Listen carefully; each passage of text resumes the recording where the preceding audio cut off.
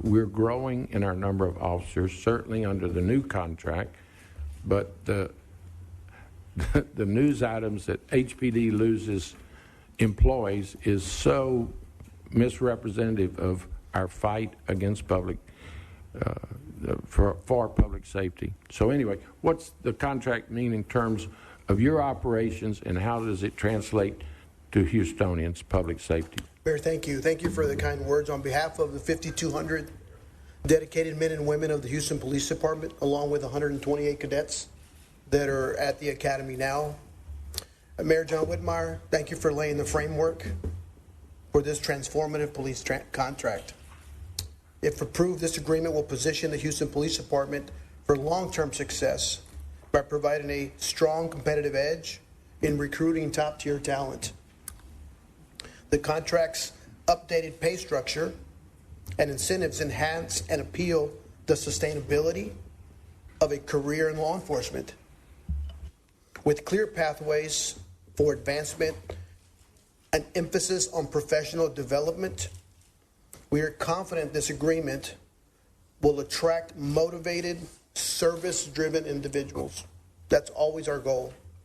We take great pride in being the most diverse police department in the entire nation and remain deeply committed to serving our city with integrity and compassion. Looking ahead, these additional resources will be essential in retaining our seasoned officers while also growing our ranks with new recruits who share our community-first mission. Thank you, Mayor Whitmire. Thank you, City Council. And I want to thank the men and women who selflessly, every single night, put this uniform on with great pride to do the very best for this community. To answer your questions, Mayor, you know, when I first got here almost a year ago, Councilmember Alcorn asked me about budget stuff. I won't forget it. And I gave her my word that I would reduce the waste in our office before the Ernst & Young survey. So for me, it was duplicity. We had our own HR. We had our own budget and finance. That was just too heavy. We were people heavy. And those kinds of things were hard to do because we have some fantastic staff. Most of that staff will go to big city from where we're at. Budget and finance, our HR will all move we call it employee services. It'll move to big city, so we don't have the duplicity of work. So it was something that was long overdue. I think I've mentioned in the past that this office isn't kingdom building. This office is being disciplined with the resources that you give us. I value every single employee, whether at Public Works or in the water department, right, or solid waste. They're just as valuable because they keep the wheel going. And I am dedicated. This office is focused on a community that's functioning in every aspect. Mayor, you've made fun of me because I like picking up the trash sometimes because I just can't. I just can't drive by it and not fix it, right? Because that's what we should all be doing as good public servants. Amen. In whatever community. This office is focused on equity. So if you're on the west side or east side, south side, this office is going to deliver equity and police services. At the same time, meet the expectations of the community. Because it's easy for us because it's the right thing to do. So I hope I answered your questions. This is going to change. It's a game changer.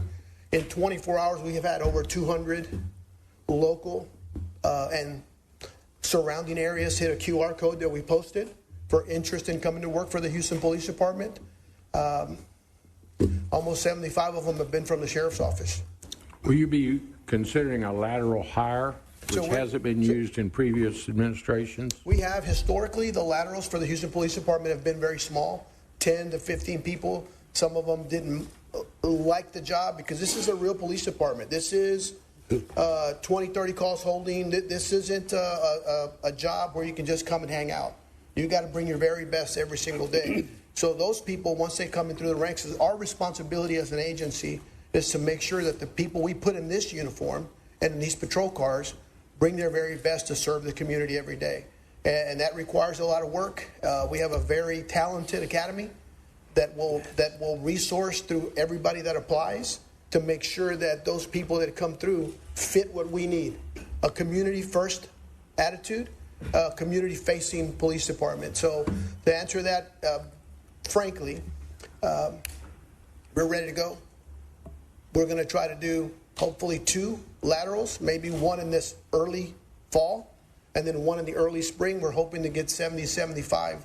Those are the numbers that we're anticipating. If we can do that, then it is a win-win for the entire community, not just for the police department or our labor partners, but for the communities that we serve. Amen. Right? Everywhere that I go, every civic event, every community event, every HOA event that I go to throughout the city, 100% of the time is really not the police services. It's other city services, but we're there to answer the questions when we can. But the police are there to help the community in every aspect to make sure that they're listened to.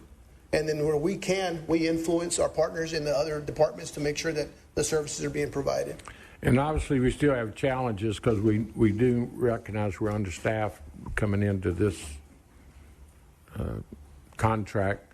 As we collaborate, and you and I have been at surges with other agencies, can you continue to supplement our staffing at HPD with DPS, constables, TABC, and others? I know you've shut down 4 clubs on Washington that I'm aware of.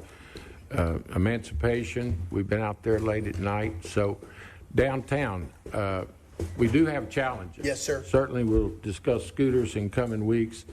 It's been brought to your attention that we've got to collaborate with other agencies. Is that working like you would expect? I know we also need to seek out resources from other levels of government for your police cars. You've Yes. told me you could put more patrol on the street if you didn't have to double up Yes, sir. officers due to a lack of cars, which we're attempting to address. So I know this is not a full hearing on public safety, but this is number one on everyone's mind this morning. Mayor, How do you intend to do that We work collaboration? at it every single day. The relationships are important. Our partners at DPS aren't sending their troopers to the border because, frankly, no one's crossing anymore.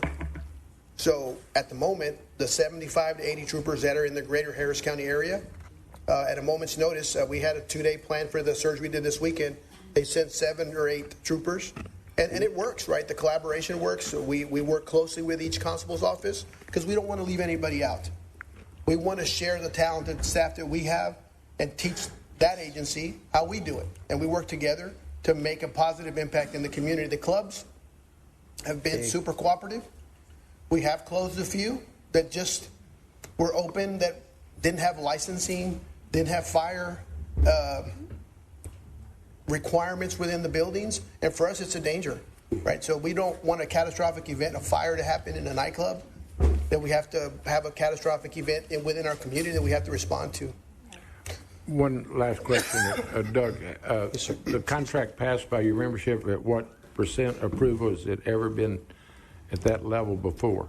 No, sir. It was the highest ever. It's 97%. Very good. One last question before I yield to my colleagues. There's some interest groups that say they'd like to have sit-downs with each of your